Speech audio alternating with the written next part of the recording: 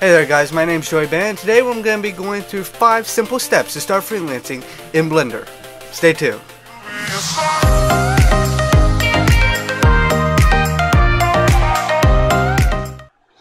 Alright guys, there's 5 simple steps to start freelancing in Blender.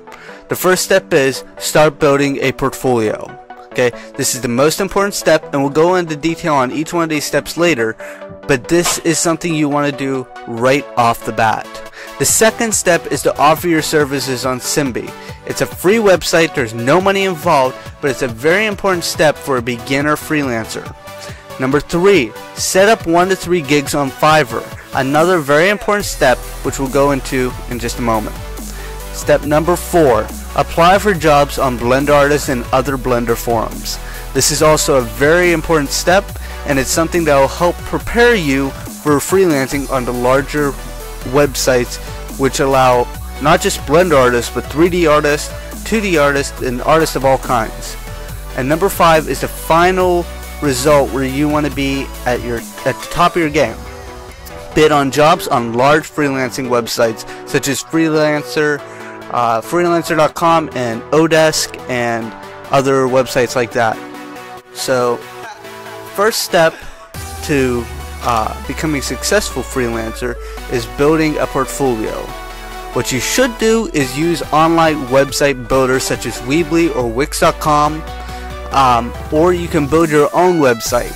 You can also use art gallery websites such as ArtStation.com, CGSociety.com, and even DeviantArt, but you want to avoid this if possible.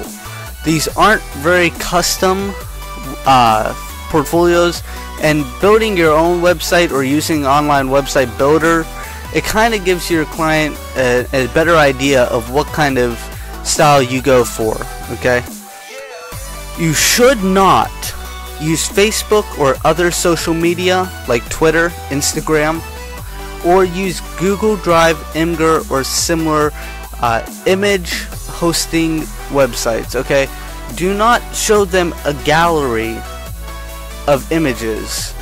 Do not show them your Facebook page. Facebook pages are extremely confusing when you're looking for portfolios.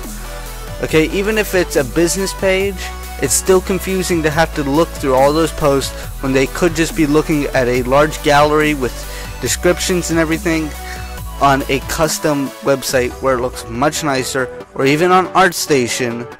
But I'd lean more towards building your own website or using an online website builder. Step number 2, offer your services on Simbi. Simbi is a completely free website. There's no money involved, but the thing is with Simbi, even though you're not making money, you're learning to deal with clients. Any work you do can be added to your portfolio. Okay, you're not going to be signing any NDAs on Simbi. It's not like that. You're going to be doing smaller gigs for people who are just looking to get, say, an intro done or a render done for a product they're hoping to sell. It varies by whatever you put up there, but you'll find yourself doing quite a bit of work. You want to limit yourself on it. You don't want to be putting too much time into work that you're not getting paid for, but you do want to learn how to deal with clients in a professional manner, and that's something you can do on Simbi. You can learn how to treat your clients, how your clients like being treated, and get a feel for what the freelancing industry is like. You'll also be able to use your points to purchase services on there that you can use.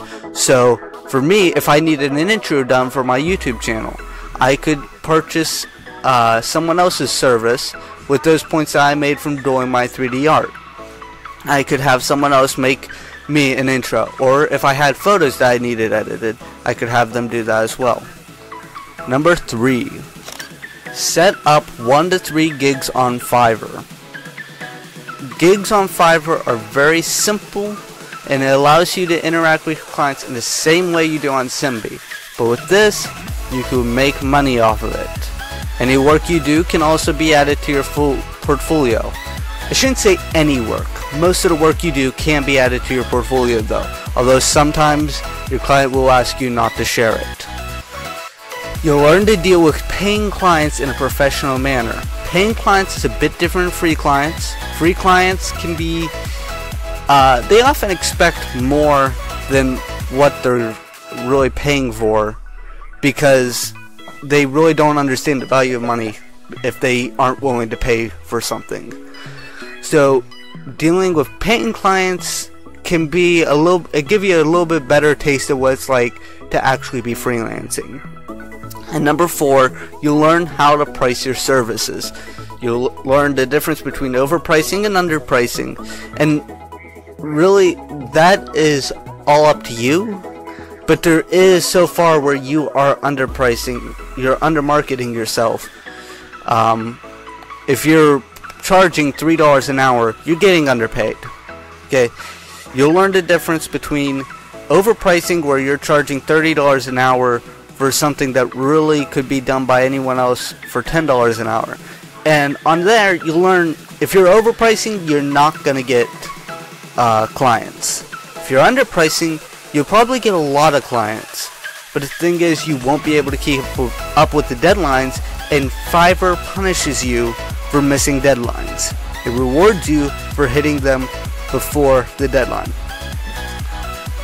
Up next, apply for jobs on Blender Artist and other Blender forums. This is the closest you will come to getting out and actually freelancing without needing to go and compete with the big leagues. Okay, you'll learn how to bid on jobs against other Blender artists. You will make money. That's a big pro. Most of the work you can do will be added to your portfolio, providing you don't need to sign any NDAs. NDA means non-disclosure agreement, and sometimes you will have to sign them. You'll learn to deal with paying clients in a professional manner, more so than on Fiverr, because Fiverr is still a low budget. Even though people are putting money into it, it's low budget. You'll be charging mostly between like $10 and $20 for a gig, and it's still kind of low. On Blender Artist, you'll probably be charging between $50 and $200. Okay, so it's a much greater amount of money, and therefore you'll be learning how to deal with clients paying this amount of money, because they'll be a fair bit more professional than you had on Fiverr, and a lot more professional than clients you had on Simbi. Number 5, you'll learn how to become competitive. You'll learn to price according to what your competitors are pricing. On Fiverr, you'll be pricing whatever you feel like, okay, as long as you'll be focusing on getting paid a correct amount, not overpricing and not underpricing. On Blender Artist, you'll be competing with people in the comments. You have to look at their portfolio, pretty much guess what they're paying. Maybe your client will say, hey, this guy's offering me this, I think I'm gonna go with him, and you can go back on that. Be careful though, because sometimes the client will say that they're getting this price or that price, so you also have to keep in mind, am I gonna get paid correctly on this? Am I gonna get underpaid? I stick to about $15 an hour, and I'd recommend sticking to about that range once you're experienced enough. If you have more experience, then feel free to go to $20 an hour. Less experience, $10 an hour, you know. Stick to a number and don't go much more, much less than that. So with all this in mind, remember that this isn't going to be something that you're going to do overnight. Okay, this is something this will take a few months, maybe even years, to progress like this.